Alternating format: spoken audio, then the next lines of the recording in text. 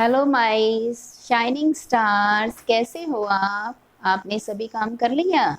आज बेटा हम एक नया और क्वेश्चन करेंगे।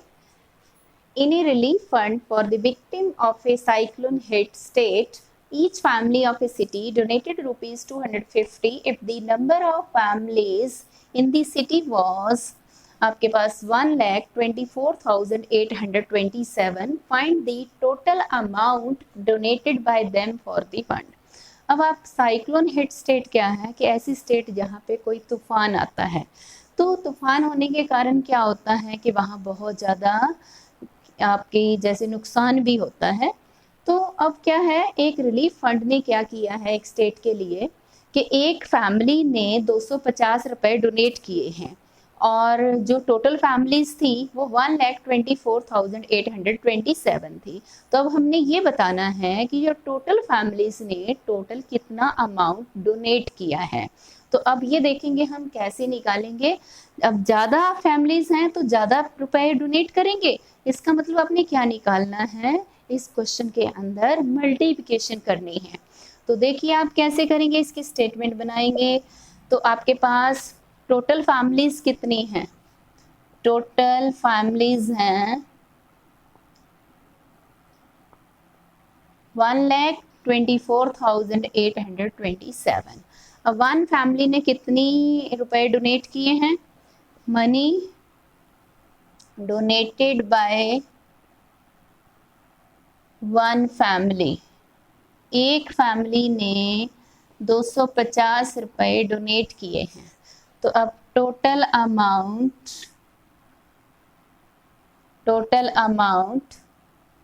डोनेटेड बाय, तो जितनी फैमिलीज थी तो ऑल फैमिलीज जितनी हैं आपके पास वो निकाल देंगे। तो 1,24,827 को हम 250 से मल्टी, अब बेटा इनकी मल्टीप्लिकेशन करेंगे, 250 से मल्टीप्लाई करेंगे 1,24,827 को। पहले जीरो से हमने मल्टीप्लाई किया, सभी डिजिट्स को जीरो से मल्टीप्लाई करेंगे तो वो जीरो ही बनेंगे। नेक्स्ट इज 5 के टेबल से करेंगे।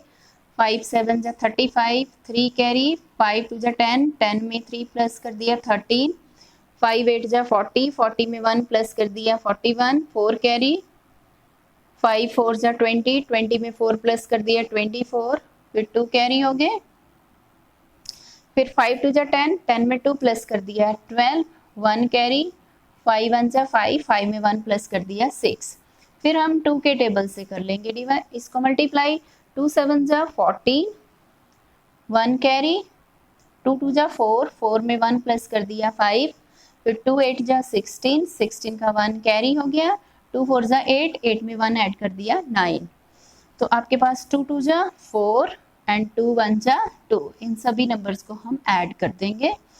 0 5 7 6, 4 प्लस 6 10, 2 प्लस 9 11, 11 में 1 प्लस कर दिया 12, 6 प्लस 4 10, 10 में 1 प्लस कर दिया 11 और 2 में 1 प्लस कर दिया 3।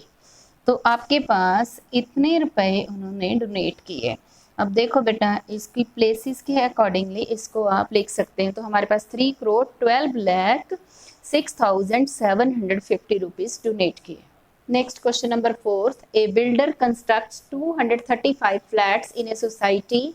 If each flat cost rupees 49,60,400, what is the total cost of all the flats? अब एक जो बिल्डर है उसने एक सोसाइटी के अंदर फ्लैट्स कंस्ट्रक्ट किए हैं। तो एक अगर यदि फ्लैट की कॉस्ट है 49,60,400, तो जितने फ्लैट्स बनाए हैं उनकी कॉस्ट हमने बतानी है।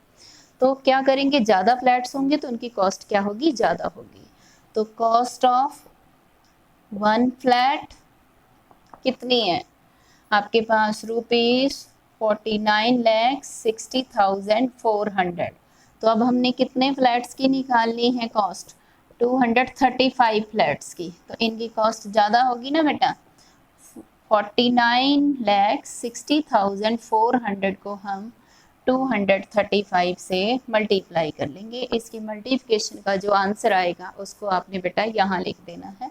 आप इसको मल्टीप्लिकेशन को करके देखोगे और जो आंसर आएगा उसको आप यहाँ पे लिखोगे। Next question number 5th। अब है 25,978 कॉपीज ऑफ ए बुक पर सोल्ड ड्यूरिंग ए ईयर। एक पूरे साल में एक जो बुक है उसकी 25,978 कॉपीज को सेल किया गया है। कितनी कॉपीज बिकी थी? इफ ईच कॉस्ट रुपीज, इसका मतलब क्या है कि जो एक कॉपी है बुक की उसकी कॉस्ट है 427। How much is earn from the sale of these books.